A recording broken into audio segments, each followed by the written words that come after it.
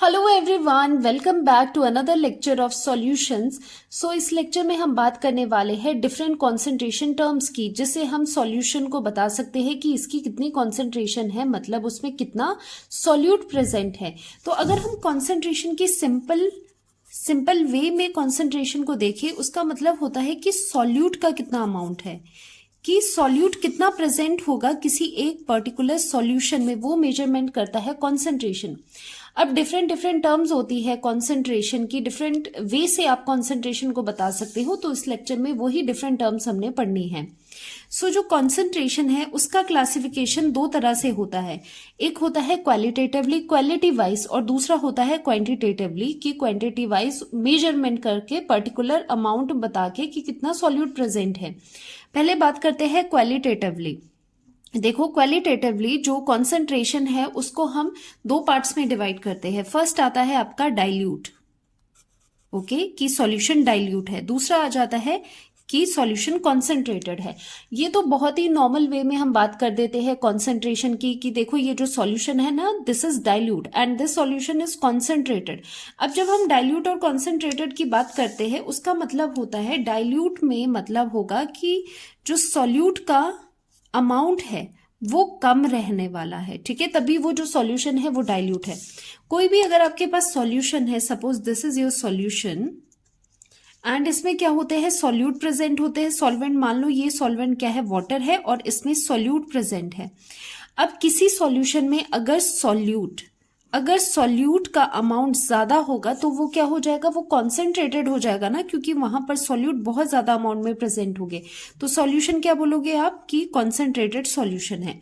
अगर कोई सॉल्यूशन है जिसमें सॉल्यूट का अमाउंट बहुत कम है, तो आप इसे क्या कहोगे कि सॉल्यूट यहां पर जो है that is less in amount, तो इसे हम कहेंगे this solution is dilute solution. Dilute का मतलब होता है कि वहां पर सॉल्वेंट का अमाउंट ज्यादा है, सॉल्यूट का अमाउंट कम है, इसीलिए हम कहते हैं कि सॉल्यूट अगर कम है तो डाइल्यूट सॉल्यूशन कहा जाता है। एंड अगर सॉल्यूट का अमाउंट ज्यादा है, अगर सॉल्यूट ज्यादा अमाउंट में प्रेजेंट है सॉल्यूशन में, then that solution is termed as concentrated solution. ये बात होगी क्वालिटेटिवली, क्वालिटी वाइज हम यहाँ पर डिफरेंशिएट कर रहे हैं या फिर कैटेगराइज कर रहे हैं। अब मेन जो कॉन्सेंट्रेशन टर्म्स आती है वो आती है क्वांटिटेटिवली कैसे हम इसे डिफाइन करते हैं, बहुत सारी टर्म्स है जिसे वन बाय वन हम पढ़ने वाले हैं। सो फर्स्ट आपकी रहती है टर्म परसेंटेज टर्म्स रहती है आपकी, ओके। तो यहाँ पर परसेंटेज टर्म का मतलब होता है mass by mass percent, weight by weight भी कह सकते हो, या फिर volume by volume percent. Third आ जाता है आपका वेट बाय वॉल्यूम परसेंट में। ये सारी टर्म्स क्या है, ये कॉन्सेंट्रेशन टर्म्स है, ओके। और आ जाता है फोर्थ आ जाएगा आपका पीपीएम, पार्ट्स पर मिलियन में भी कॉन्सेंट्रेशन को हम डिफाइन करते हैं। मोलैरिटी बहुत कॉमनली यूज होता है, आप पूरे चैप्टर में मोलैरिटी में ही कंसंट्रेशन देखोगे मैक्सिमम टाइम में। तो यहां पर सिक्स्थ एक और इसी की तरह इसका सिबलिंग आ जाता है मोलैलिटी, ठीक है, इसी की तरह है मोलैलिटी। एंड लास्ट में हम पढ़ने वाले हैं नॉर्मैलिटी। जो भी ये टर्म्स है, ये क्या है, कॉन्सेंट्रेशन टर्म्स है जो भी यहां पर लिखी गई है। कॉन्सेंट्रेशन को दो तरह से आप डिफाइन कर सकते हो, क्वालिटेटिवली कि सॉल्यूशन डाइल्यूट है, कि सॉल्यूशन आपका कॉन्सेंट्रेटेड है, डिपेंडिंग अपॉन सॉल्यूट का कितना उसमें अमाउंट पड़ा है। If solute is present in less amount then the solution is termed as dilute. अगर सॉल्यूट का अमाउंट ज्यादा है तो कॉन्सेंट्रेटेड सॉल्यूशन कहलाएगा। क्वांटिटेटिवली में ये सारी चीजें आपको पढ़नी है वन बाय वन। तो स्टार्ट करते हैं मास परसेंटेज से, जिसे W/W परसेंट भी लिखते हैं।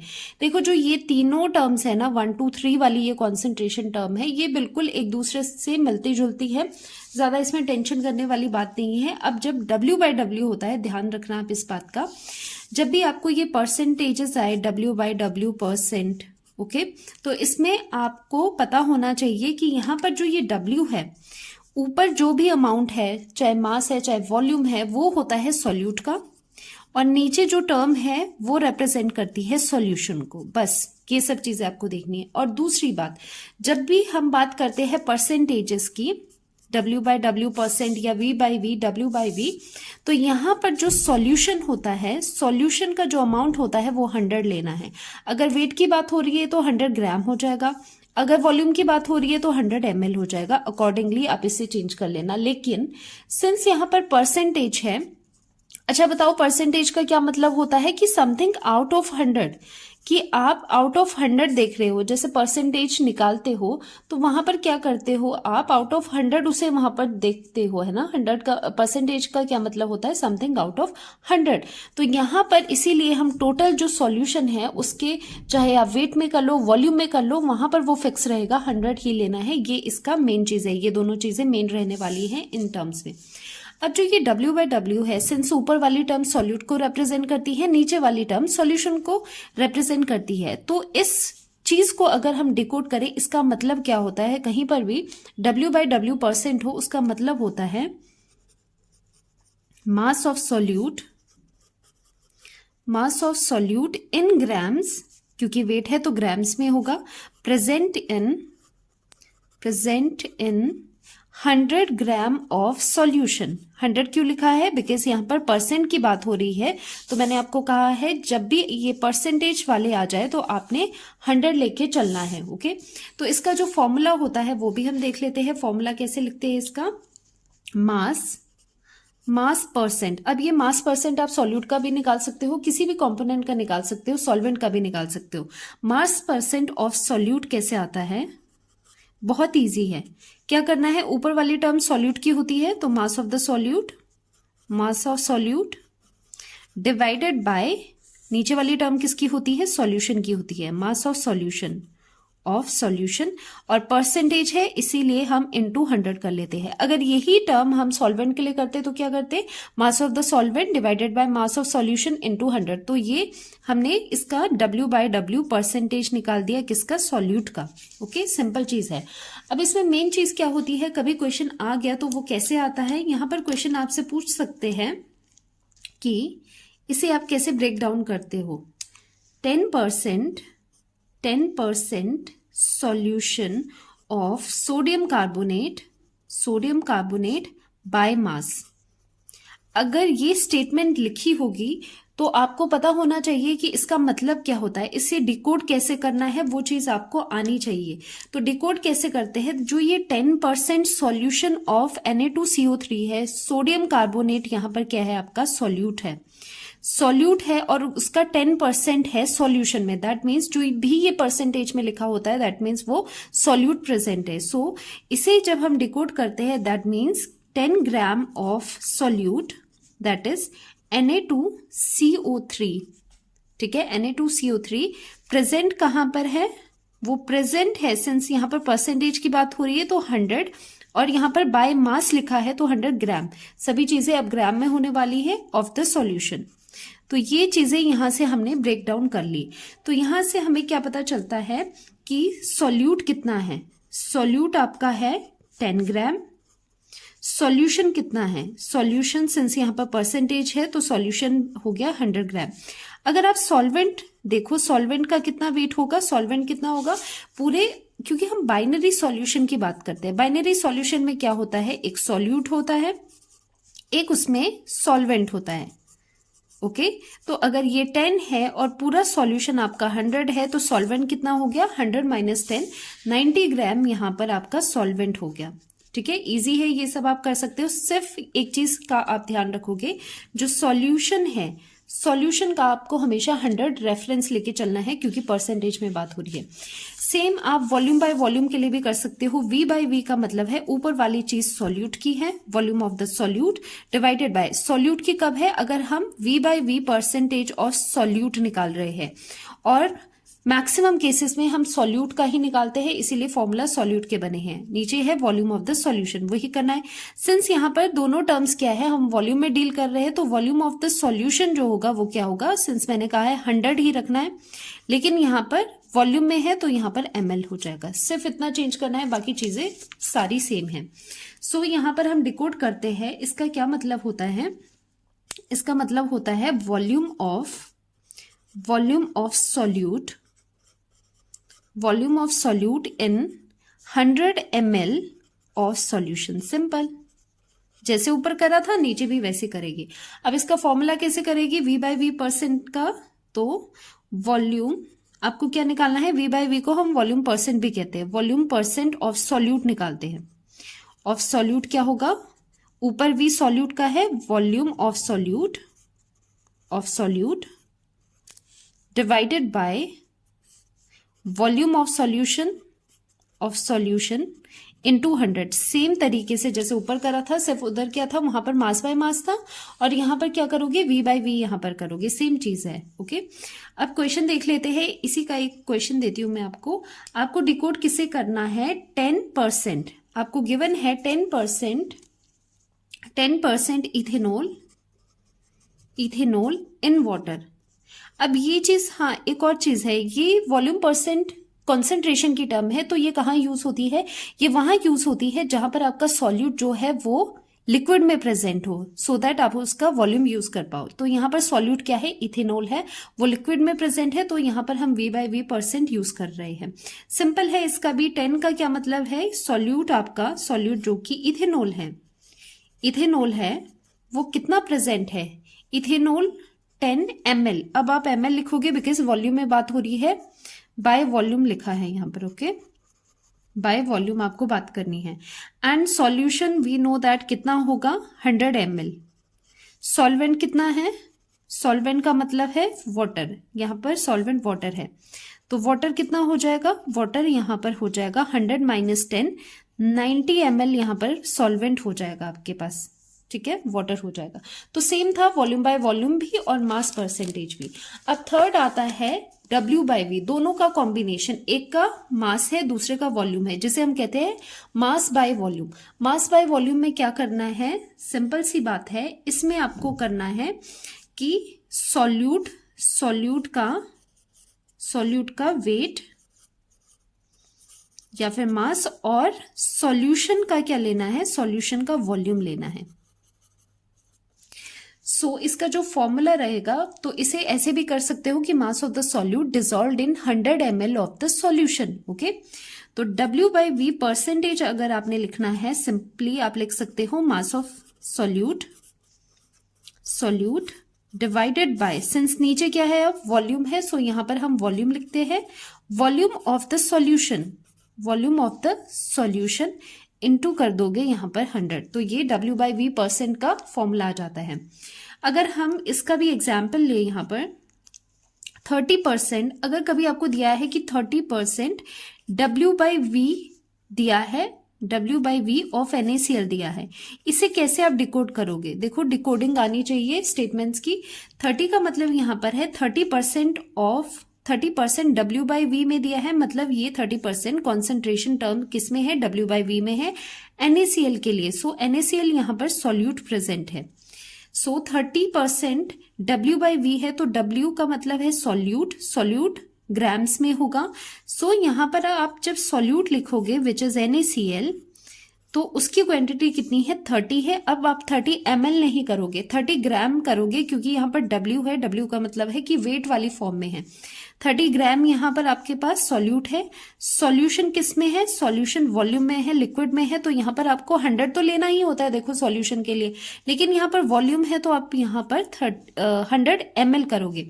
अब अगर बात आती है कि सॉल्वेंट कैसे निकाले, तो ऐसे मत कर लेना सॉल्वेंट के लिए कि माइनस कर दोगे, बिकॉज एक ग्राम में है दूसरा ml में है, तो दोनों में से एक को चेंज कर दो, डेंसिटी का फॉर्मूला लगा के, density equals to mass upon volume का फॉर्मूला लगा के दोनों में से किसी को चेंज कर लो एक कॉमन यूनिट में, फिर माइनस करके आप पर्टिकुलर मास या फिर वॉल्यूम निकाल सकते हो सॉल्वेंट का। वेरी इजी, तो तीनों होगी ये चीजें। ओके, अब आता है parts per million, very very important, जिसे हम ppm भी कहते हैं। देखो जो ये सारी कॉन्सेंट्रेशन टर्म्स है ना, ये कहीं कहीं अपने हिसाब से यूज होती है। जैसे हम W बाई W कहाँ यूज करते हैं, जहां पर आपका सॉल्यूट जो है वो सॉलिड फॉर्म में हो, तो उसका W बाई W परसेंट करके हम कॉन्सेंट्रेशन निकाल देते हैं। V बाई V कब यूज करते हो, जैसे सॉल्यूट है इथेनॉल की तरह, जो वॉल्यूम जिसका जो लिक्विड फॉर्म में है, तो उसका हम वॉल्यूम ले लेते हैं। अब पार्ट्स पर मिलियन की खास बात क्या होती है, ये वहां यूज होता है जहां पर जो सॉल्यूट है ना वो बिल्कुल ट्रेस अमाउंट में प्रेजेंट हो। ट्रेस अमाउंट या ट्रेस क्वांटिटी का मतलब होता है very very less amount of the solute. तो सॉल्यूट का ट्रेस अमाउंट का मतलब है कि उसका जो अमाउंट है वो बहुत ज्यादा कम है। तो ऐसी सिचुएशन में कहीं, क्योंकि कॉन्सेंट्रेशन तो देखो कई बार निकालनी पड़ती है, तो ऐसी सिचुएशन में जो हम कॉन्सेंट्रेशन टर्म यूज करते हैं उस सॉल्यूशन की कॉन्सेंट्रेशन निकालने के लिए, वो होती है पीपीएम, पार्ट्स पर मिलियन। अब देखो मिलियन क्या होता है, एक चीज बेसिक से मुझे जरा बताओ, मिलियन का क्या मतलब है? 1 मिलियन का क्या मतलब होता है? 10⁻6। ठीक है, 6 जीरोज होते हैं। 1 लाख में कितने जीरोज होते हैं? 5 जीरोज होते हैं।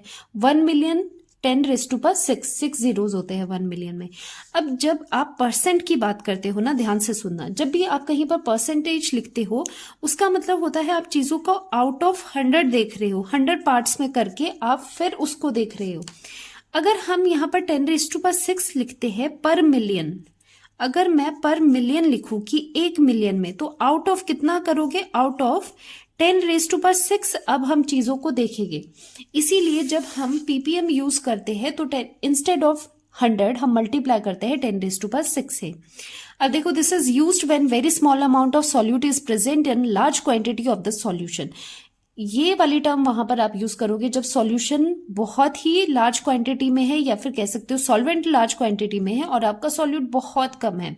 एग्जाम्पल के लिए ये टर्म कहाँ यूज होती है? जैसे कि ऑक्सीजन है, आपको पता है वाटर में क्या होती है? ऑक्सीजन भी डिसॉल्व होती है। अगर आप सी वाटर देखो, बहुत बड़ा सी है, सी वाटर है, उसमें क्या होगी? ऑक्सीजन उसमें भी डिसॉल्व होगी, लेकिन वो जो डिसॉल्व ऑक्सीजन है उसका अमाउंट बहुत ही कम है, वो ट्रेस अमाउंट में बहुत ज्यादा कम अमाउंट में प्रेजेंट होती है। तो इसको फाइंड आउट करने के लिए, मेजर करने के लिए हम क्या करते हैं? आउट ऑफ 10⁻6 देखते हैं कि 1 मिलियंथ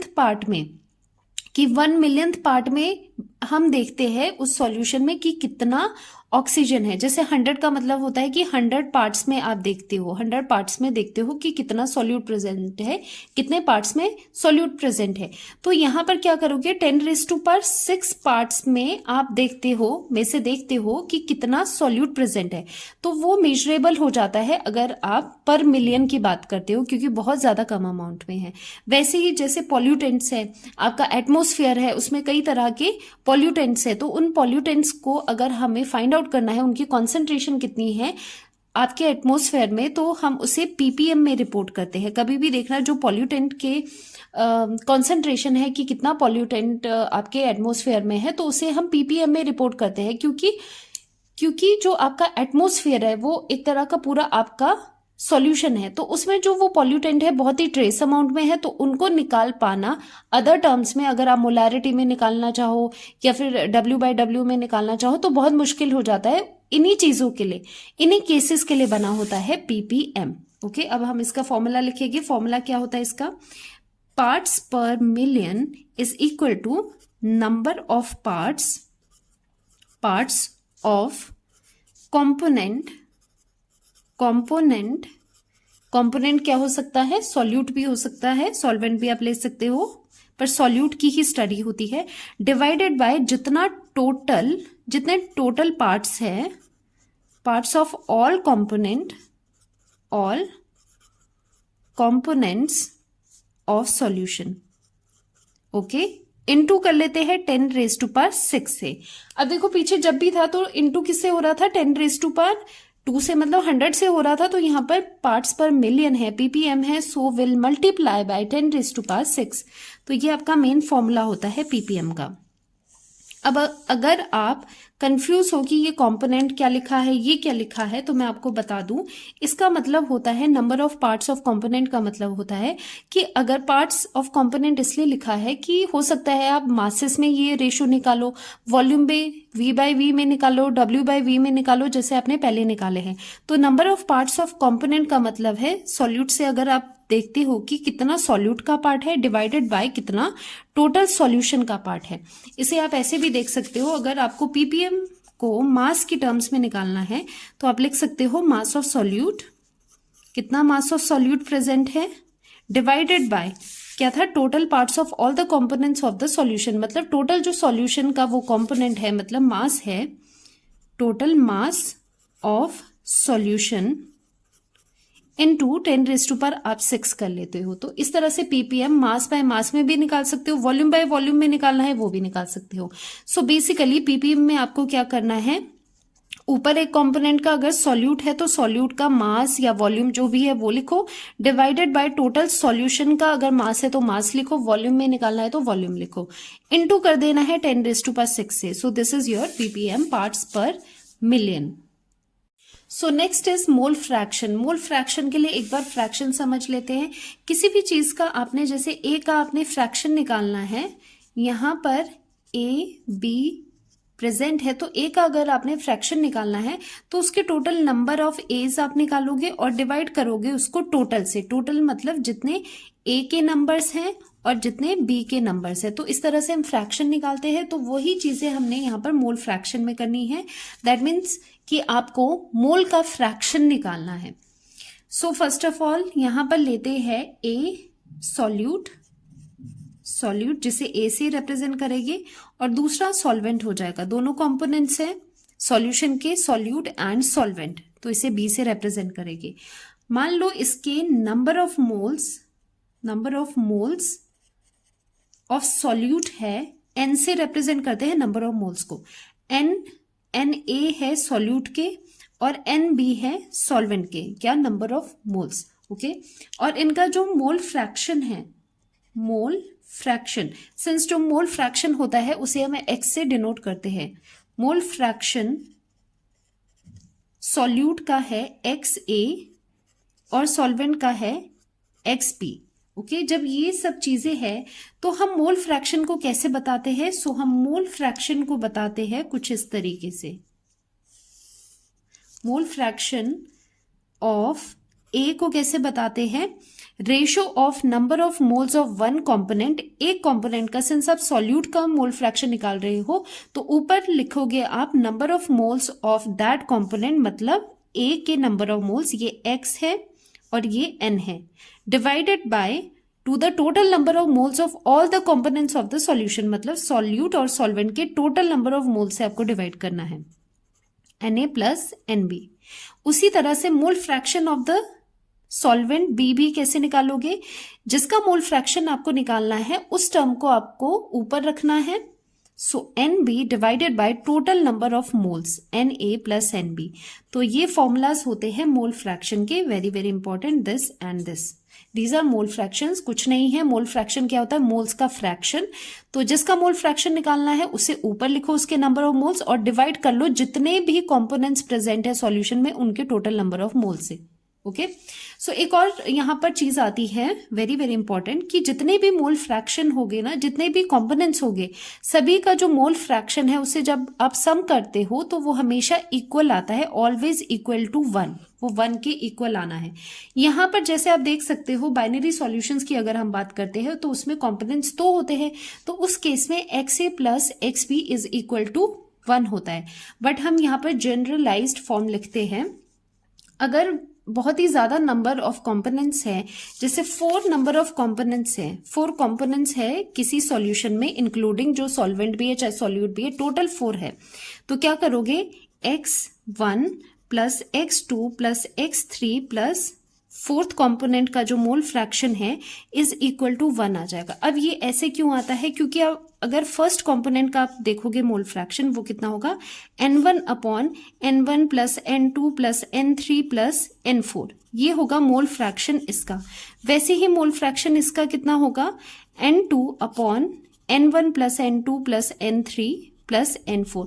ऐसे करते करते सभी के मोल फ्रैक्शन आएंगे। जब सम करोगे तो यहाँ पर जो ऊपर वाली टर्म्स है वो भी नीचे डिनोमिनेटर की तरह सेम हो जाएगी और वो कैंसिल आउट होके 1 हमेशा आता है। तो यहाँ पर हम जनरलाइज्ड फॉर्म लिख लेते हैं कि मोल fraction of the first component plus second component, third component, fourth component and so on, जितने भी कंपोनेंट्स है, चाहे उसमें 10 कंपोनेंट है, 20 कंपोनेंट है, उन सभी का जो मोल फ्रैक्शन का सम होगा वो इक्वल होगा हमेशा ही 1 के। ये बहुत इंपॉर्टेंट फॉर्मूला रहता है।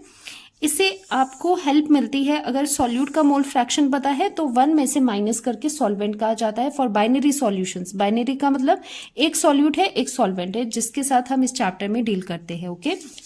सो अगर यहाँ पर लिखे तो x A plus x b for binary solution equals to 1 हो जाता है। ये अगर सॉल्यूट है, so this is solvent. So last में एक मोल फ्रैक्शन पे क्वेश्चन कर लेते हैं। एनसीईआरटी का क्वेश्चन है, गिवन है 20% ऑफ इथिलीन ग्लाइकोल। यहाँ पर जब हम डिकोड करते हैं तो सॉल्यूट का जो मास है दैट इज 20 ग्राम। तो जब भी परसेंटेज है, मैंने आपको बताया है कि सॉल्यूशन को आपने 100 लेना है, बाय मास है तो यहाँ पर ग्राम्स आ जाएगा। सॉल्यूट आ गया, सॉल्यूशन आ गया, सॉल्वेंट कैसे आता है, सॉल्वेंट दोनों को माइनस करके सॉल्वेंट का मास आ जाएगा 80 ग्राम्स। ओके, अब बात आती है मोल फ्रैक्शन की।